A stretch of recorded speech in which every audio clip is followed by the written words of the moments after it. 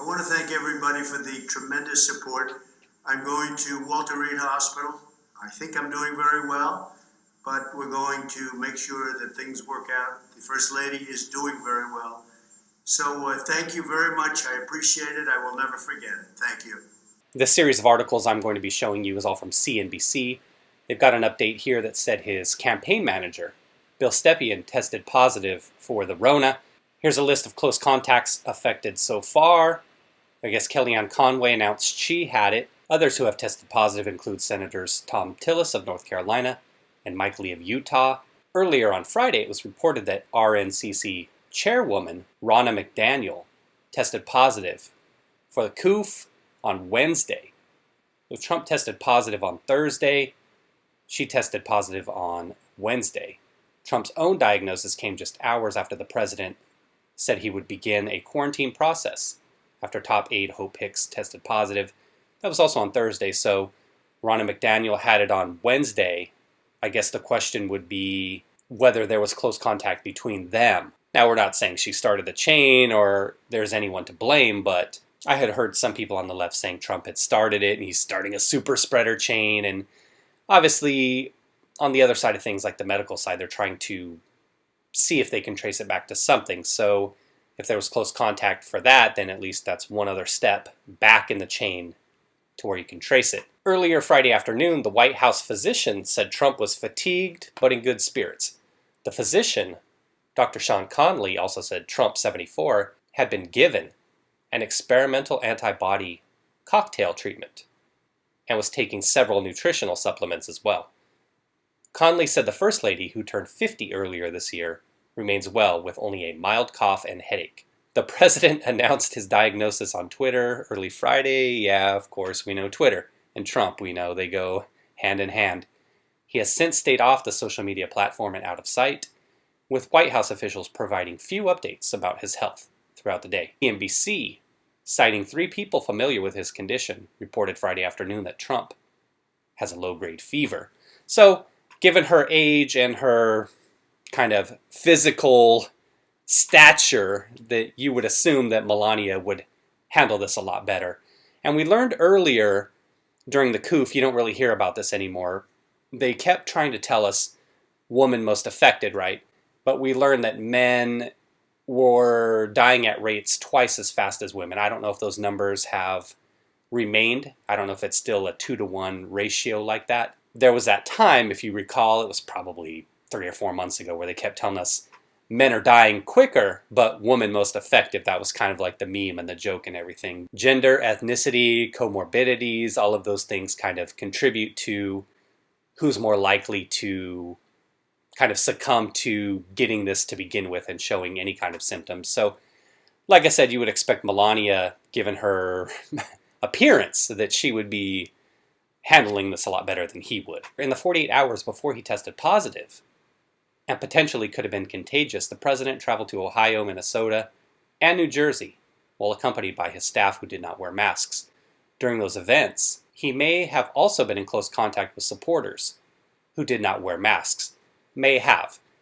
It's possible. Most of the events I see, it seems like a lot of people are wearing masks, at least what you see kind of in the background. Like whenever they show you the background, it seems like everybody's wearing masks. I'm not saying that's the case throughout the whole event and everybody in the crowd, but whatever we see presented on TV, and granted I don't watch much of that stuff, I avoid the mainstream media, as I said, as much as possible, but whenever I see those, I see a majority of people seem to be wearing masks.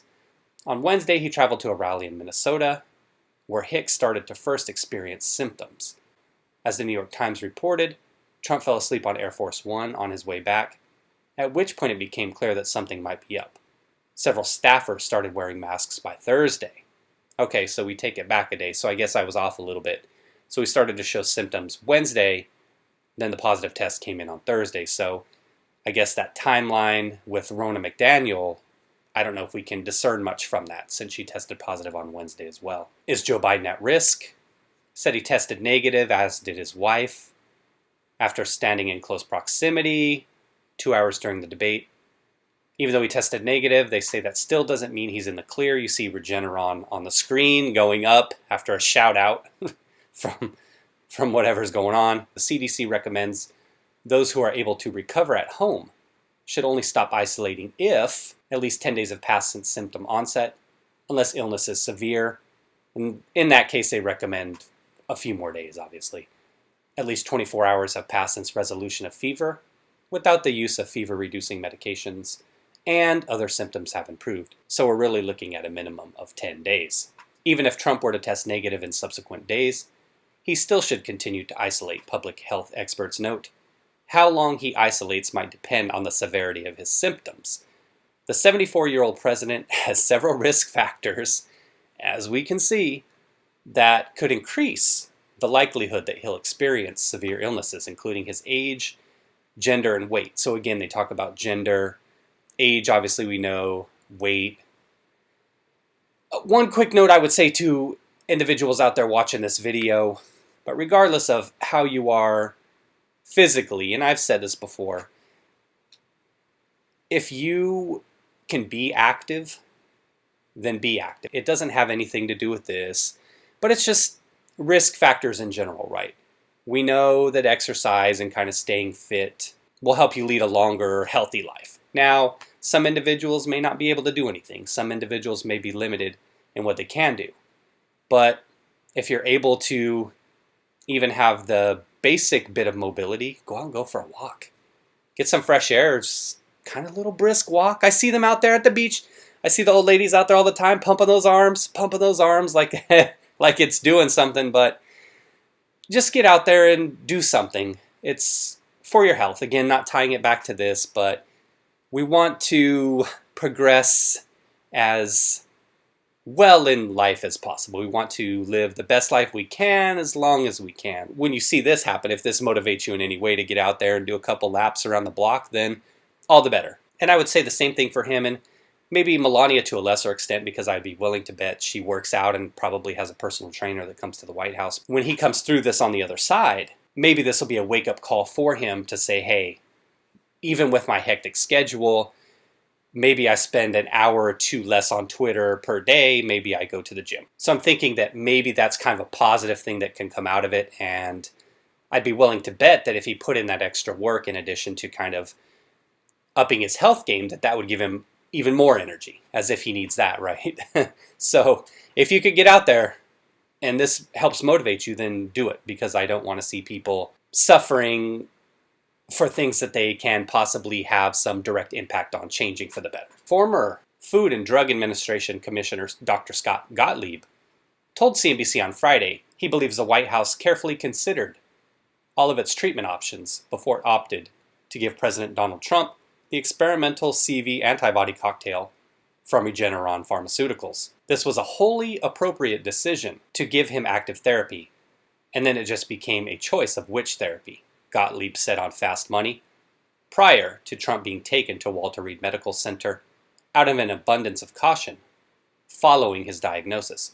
I wouldn't infer anything from the fact they chose the Regeneron product over another product, other than they probably had confidence looking at the data on the Regeneron product that it seemed to be the most effective of the products given what they knew, added Gottlieb, who led the regulatory agency under Trump from May 2017 to April 2019. Not everyone in the medical community agrees with Gottlieb about the decision to give Trump an experimental treatment. Some shared concerns about the preferential treatment provided to the president, as the drug has not been approved by federal regulators, and others pointed to the limited available data. On Twitter, great, as one doctor commented, VIP medicine doesn't mean better medicine when there is no data. All right, he does make a good point. Every time I see on Twitter, I melt in my chair because I prepare for the worst. Regeneron confirmed it provided a single 8-gram dose of its Regeneron-CoV-2 treatment for use by the president, whose diagnosis was announced just before 1 a.m. Eastern Time, Friday. Regeneron's antibody drug is still experimental and has not received emergency use approval from the FDA, but it was provided in response to a compassionate use request. CNBC's Meg Terrell on Friday reported that a limited number of patients had also received the drug on that basis, after speaking with Regeneron's chief scientific officer, Dr. George Yancopoulos. On Tuesday, Regeneron said its treatment improved symptoms and reduced viral loads in non-hospitalized patients who have mild to moderate 19. That was based on results for the first 275 trial patients.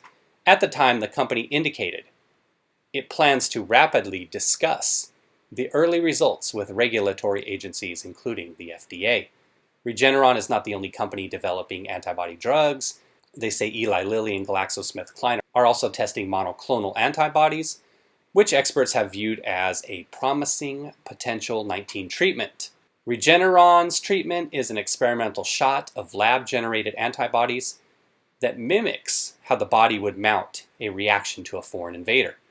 The goal is to boost the immune system's defenses rather than wait on human biology to do its job. Gottlieb said he thought that if Trump were going to receive any early treatments for the 19, it was likely to be Gilead Sciences' remdesivir. The antiviral drug has received emergency approval from the FDA, but for hospitalized patients who are severely ill. So Regeneron, mild symptoms, remdesivir for those individuals who are hospitalized and more severely ill. All right, we'll cut it off there. I've kind of given my thoughts. I gave my PSA about exercise. If you can, I'll pause it here. You guys and gals can read a little bit more about it. It's early in the game. We're just, a day, 2 days into this now by the time you might be seeing this video. There's going to be updates on this every day. The reason I talked about it was because we had updates on individuals and his campaign manager who had it. So whenever there's updates and everything like that, I see some people talking about masks and individuals on the other side as well saying, hey, this doesn't really change anything. And I would say that is correct in some ways just because I think that at some point most of us can expect to get it or some kind of mild forms of it. Flu season's coming along shortly, as we've been hearing in the news. It's possible that a lot of us have already had it and we just haven't been tested, that maybe we have the antibodies and that maybe we had something low grade that didn't even require hospitalization, which is what they say happens for most people. Risk factors, right? Somebody like myself, same thing with my wife. Back in, I want to say it was April, like early April, we both came down with something for a few days.